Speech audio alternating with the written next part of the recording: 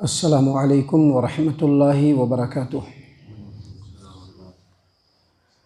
اعوذ باللہ من الشیطان الرجیم، بسم اللہ الرحمن الرحیم۔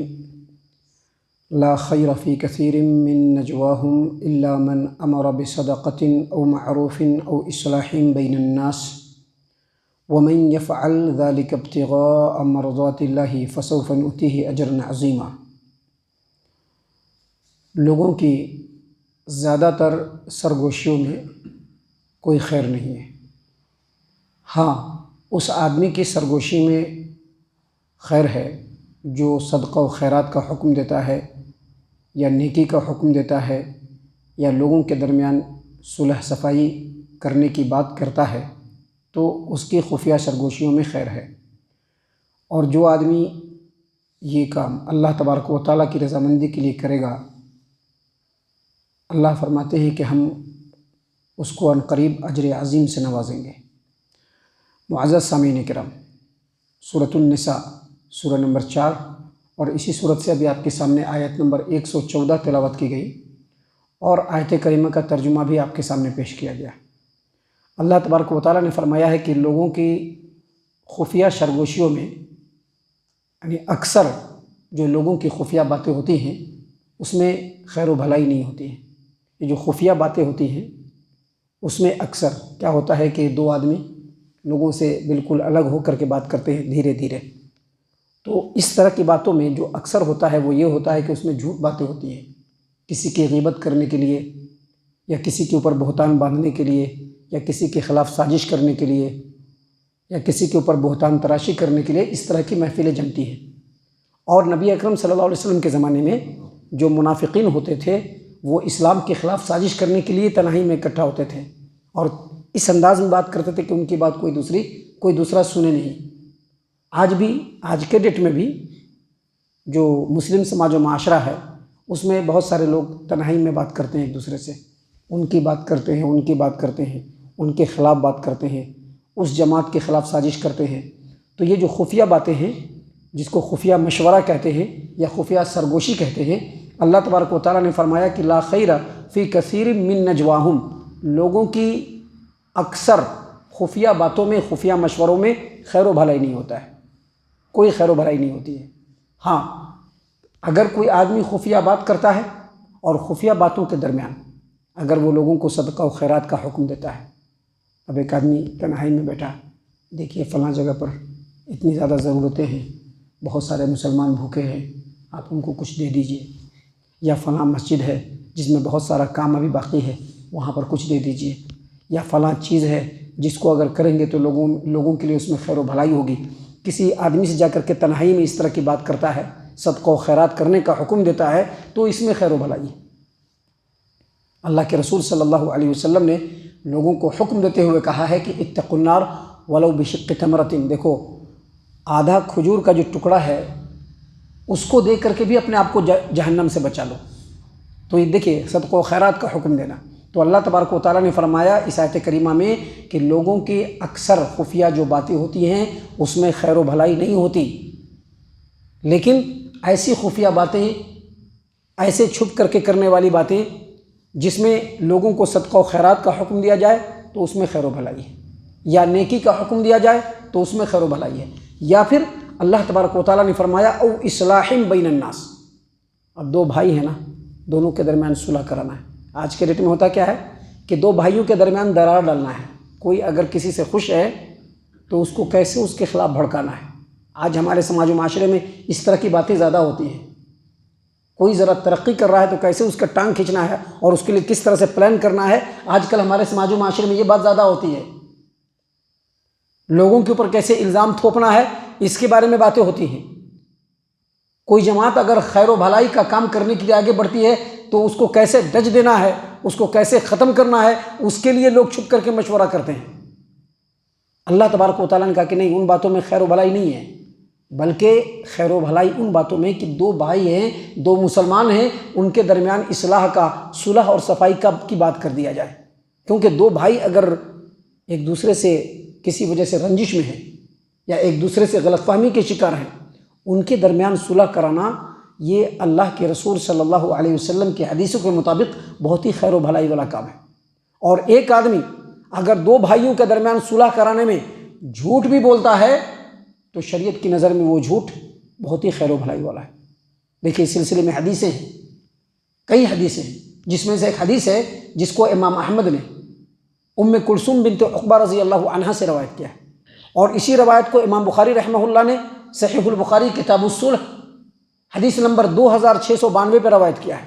اور اسی روایت کو امام مسلم نے صحیح مسلم میں، امام ترمذی نے جامع ترمذی میں، اور امام نسائی نے السنن الکبریٰ کے اندر روایت کیا کہ ام کلثوم بنت عقبہ رضی اللہ عنہا کہتی ہیں کہ پیارے رسول صلی اللہ علیہ وسلم نے فرمایا، لیس الکذاب الذی یصلح بین الناس فینمی خیرا ویقول خیرا، وہ آدمی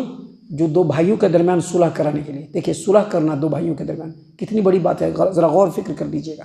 نبی صلی اللہ علیہ وسلم نے فرمایا کہ جو آدمی دو بھائیوں کے درمیان صلح صفائی کرانے کے لیے جھوٹی بات پھیلاتا ہے،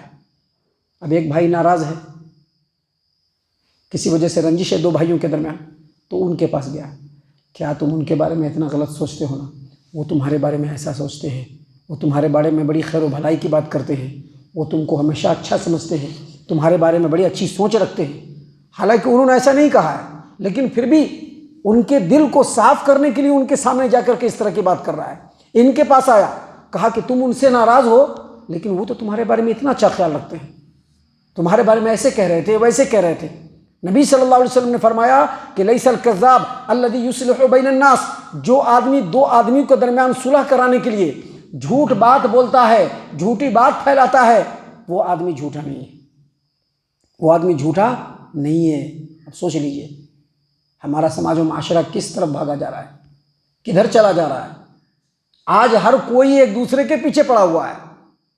کہیں پر تنہائی میں ملے ان کے خلاف غیبت ہو گئی، کہیں پر تنہائی میں ملے ان کی برائی بیان کر دیا، کہیں پر تنہائی ملے ان کے اوپر بہتان لگا دیا۔ نبی صلی اللہ علیہ وسلم نے کہا کہ اس طرح کی تنہائی کی جو باتیں ہوتی، اللہ تبارک و تعالیٰ نے فرمایا کہ اس طرح کی تنہائی کی جو باتیں ہوتی ہیں اس میں کوئی خیر و بھلائی نہیں۔ خیر و بھلائی وہ ہے کہ تنہائی میں جب بات کرے تو لوگوں کی اصلاح کی بات کرے، ایک دوسرے کے درمیان صلح کرانے کی بات کرے۔ دیکھیے، ایک دوسرے کے درمیان صلح کرانا، دو بھائی ایک دوسرے سے روٹھے ہوئے ہیں، دو بھائی ایک دوسرے سے ناراض ہے، دو بھائی ایک دوسرے سے ان کے درمیان چپتلش ہے، اور ان کے درمیان صلح کرانا یہ نماز، روزہ، صدقہ و خیرات سے بھی بڑھ کر کے ہے۔ نبی اکرم صلی اللہ علیہ وسلم کی حدیث ہے، امام احمد نے ابو الدرداء رضی اللہ عنہ سے اپنی مسند کے اندر روایت کیا، اور اسی روایت کو امام ابو داؤد نے سنن ابی داؤد کتاب الادب بابٌ فی اصلاح ذات البین حدیث نمبر 4919 پہ روایت کیا ہے، اور اسی روایت کو امام ترمذی نے جامع ترمذی میں روایت کیا کہ نبی اکرم صلی اللہ علیہ وسلم نے فرمایا کہ الا اخبرکم بافضل من درجۃ الصلاۃ والصیام والصدقہ۔ نبی صلی اللہ علیہ وسلم نے صحابہ کرام سے پوچھا کہ کیا میں تم کو ایسی بات کی خبر نہیں دے دوں جو بات نماز سے بھی، روزے سے بھی اور صدقہ و خیرات سے بھی زیادہ افضل ہے؟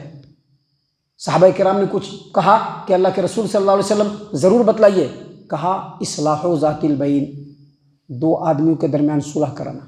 یاد رکھیے، سماج و معاشرہ جس طرح بھاگا جا رہا ہے وہ قرآن و حدیث کے بالکل وپریت ہے۔ قرآن و حدیث نے تو کہا ہے کہ ایک مسلمان بھائی دوسرے مسلمان بھائی کو ایک دوسرے سے جوڑنے کی کوشش کرے،